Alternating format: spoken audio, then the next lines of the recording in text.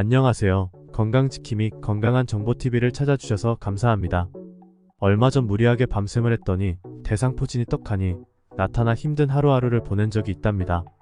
이럴 때 식이요법 쓰면 운동만으로도 많은 완화 작용을 볼 수 있습니다. 그래서 오늘은 대상포진에 대하여 설명드리려 합니다.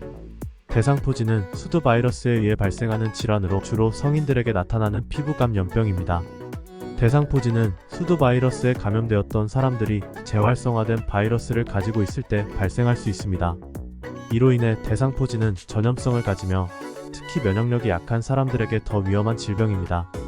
대상포진의 주요 증상은 발진, 통증, 가려움증 등이 있으며 때로는 신경통을 동반할 수도 있습니다. 대상포진은 주로 몸의 한쪽 면에 발진이 나타나며 통증을 동반합니다.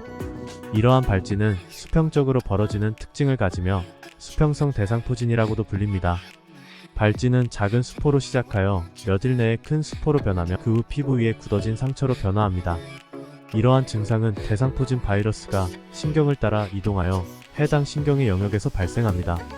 통증은 종종 특정 신경 영역에 국한되며 심한 경우 일상생활에 심각한 영향을 미칠 수 있습니다. 그럼 어떤 사람의 유형이 잘 걸리는지 알아볼까요? 면역력이 약한 사람들은 대상포진에 감염될 가능성이 높습니다. 면역력이 약해지는 요인으로는 노화, 만성질환, 면역억제제 복용, 장기 이식 수술 후 면역억제 약물 복용 등이 있습니다. 대상포진은 주로 고령자에게 발생하는 질병입니다. 노화로 인해 면역력이 약해지고 수두 바이러스에 노출되었던 과거 경험이 있는 경우 대상포진이 발생할 수 있습니다. 지속적이고 만성적인 스트레스는 면역력을 약화시킬 수 있으며 이는 대상포진 발병 위험을 증가시킬 수 있습니다. 면역억제 약물 복용. 면역억제 약물은 면역체계를 억제하고 면역력을 약화시키는 효과가 있습니다. 이러한 약물을 복용하는 사람들은 대상포진에 노출될 경우 감염되기 쉽습니다. 스테로이드 약물은 면역 억제 효과를 가질 수 있으며 이는 대상포진 발병 위험을 증가시킬 수 있습니다. 질병이나 수술로 약해진 면역 체계를 가진 사람들은 대상포진에 쉽게 감염될 수 있습니다. 만성 질환을 가진 사람들은 면역 체계가 약해지는 경향이 있으며 이는 대상포진 발병 위험을 높일 수 있습니다. 대상포진에 좋은 음식이 있을까요? 물론 있습니다. 다만 대상포진은 바이러스 감염으로 인한 질병이므로 직접적으로 대상포진을 치료해주는 특정 음식은 없다는 걸 인지해주세요. 면역력을 강화하고 피부의 회복력을 촉진시키는데 도움을 줄 수 있는 몇 가지 영양소가 있습니다. 이러한 영양소를 포함한 식품을 소비함으로써 대상포진으로 인한 증상의 경감과 회복을 돕을 수 있습니다. 과일, 오렌지, 자몽, 딸기, 채소, 브로콜리, 피망, 시금치 등 비타민C가 풍부한 식품은 면역 시스템을 강화하고 조직 회복을 돕는 데 도움을 줄 수 있습니다. 닭가슴살, 생선, 견과류 등 아미노산이 풍부한 식품은 피부의 회복과 재생을 돕는 데 도움을 줄 수 있습니다.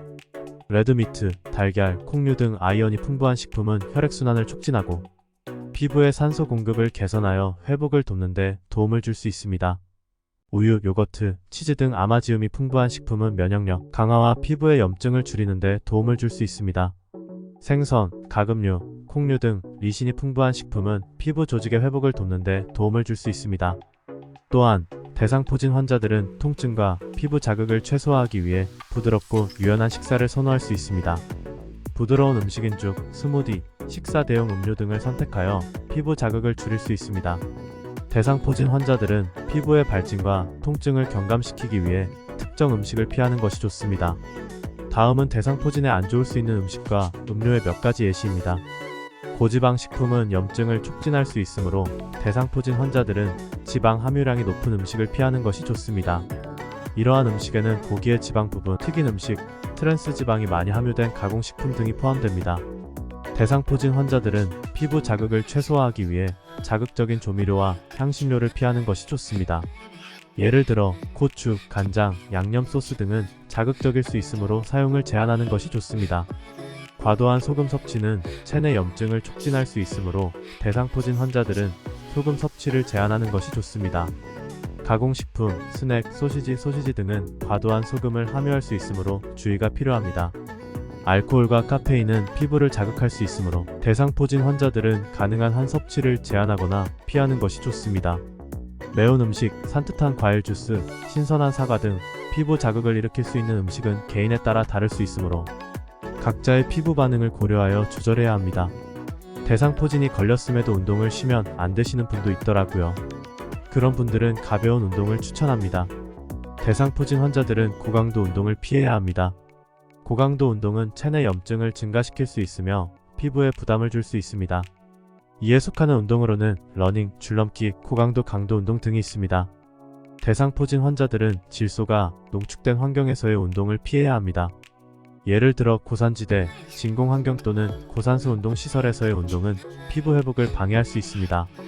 대상포진이 발생한 피부 부위의 마찰이나 압력을 가하는 운동은 피부를 자극하고 염증을 유발할 수 있습니다.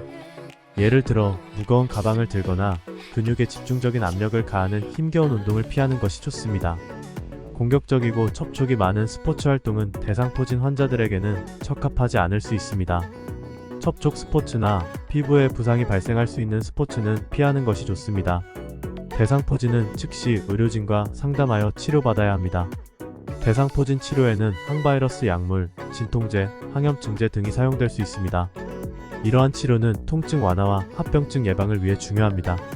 대상포진은 예방 가능한 질병으로 대상포진 백신을 통해 예방할 수 있습니다. 대상포진 백신은 수두 백신과 동일한 것으로 수두 예방을 돕는 동시에 대상포진 예방에도 효과적입니다. 대상포진에 대한 인식과 예방 수단에 대한 교육은 사회적인 차원에서 중요한 역할을 합니다. 기본적 정보이니 꼭 숙지하시고 건강 지키시기 바랍니다. 준비한 내용이 마음 드셨다면 주변에 널리 공유해주세요. 공유해주시면 인생이 윤택해지고 마음이 건강해지는 정보는 제가 책임지겠습니다.